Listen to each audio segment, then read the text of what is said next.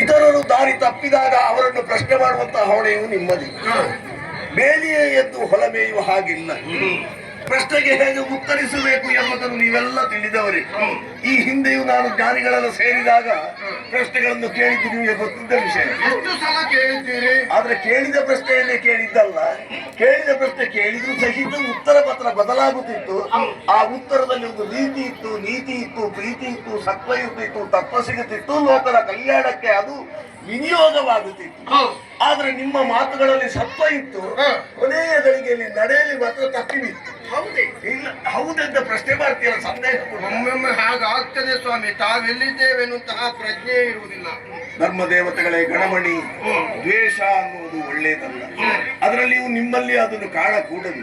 ನೀವೆಲ್ಲರೂ ಒಮ್ಮತದಿಂದ ಇರಬೇಕು. ಮೊದಲಾಗಿ ನೀವು ದೇವರ ಮೇಲೆ ದ್ವೇಷ ಕಟ್ಟಿಕೊಳ್ಬೇಕಾ? ನಾವು ಅಲ್ಲಿ ಹೋಗುವಾಗ ಒಟ್ಟಿಗೆ ಇರ್ತೇವೆ. ಅಲ್ಲಿ ಹೋಗುವಾಗ ಅಂತೇಳಿ ಅಲ್ಲ, ಇನ್ನು ಬೇರೆ ಕಡೆ ಈಗ ಇಲ್ಲಿಂದ ತೋರಿಸಿದ್ದಾಯ್ತು, ಇನ್ನು ಬೇರೆ ಕಡೆಗೆ ಹೋಗುವಾಗ ಎಲ್ಲರೂ ಕೋಪ ಬಂದ್ರೆ ನನ್ನನ್ನು ಬಿಟ್ಟು ಹೋಗ್ತಾರೆ ಅಂತ ಒಂದು ಅನುಮಾನ. ಅದು ಮತ್ತಿನ ಪ್ರಶ್ನೆ. ಬಿಟ್ಟು ಹೋಗಲಿ, ಕರೆದುಕೊಂಡು ಹೋಗಲಿ. ಕೋಪ ಅನ್ನುವುದು ತಾನು ಹೇಳಿದ ಹಾಗೆ ಬೇಕು. ಕೋಪದ ದಾಸ ತಾನಾಗುವುದಲ್ಲ, ತಾನು ಹೇಳಿದಂತೆ ಕೋಪವಿರಬೇಕು. ಕೋಪ ಈಗ ನನಗೆ ಬರಲಿಲ್ವ ಈ ಹಿಂದೆ? ಧರ್ಮ ದೇವತೆಗಳೇ, ನಿಮ್ಮನ್ನು ನಾನು ಸಭೆಯಿಂದ ಆಹ್ವಾನಿಸಿದ್ದೆ. ಯಾಕೆ ಬೇಕಾಗಿ? ನಾರದರ ಮಾತುಗಳನ್ನು ಆಲಿಸಿದ್ದೇನೆ, ಕುಯಿಲನ್ನು ಸ್ವೀಕರಿಸಿದ್ದೇನೆ. ಧರ್ಮಾಧಿಕಾರಿಯಲ್ಲಿಯೋ ಪಟ್ಟಾಧಿಕಾರಿಗಳಲ್ಲಿಯೋ ಬದುಕಿನಲ್ಲಿ ಬಂದೊದಗಿದಂತಹ ಕಷ್ಟ ಕಾರ್ಪಣ್ಯಗಳನ್ನು ಭಿನ್ನವಿಸಿಕೊಂಡ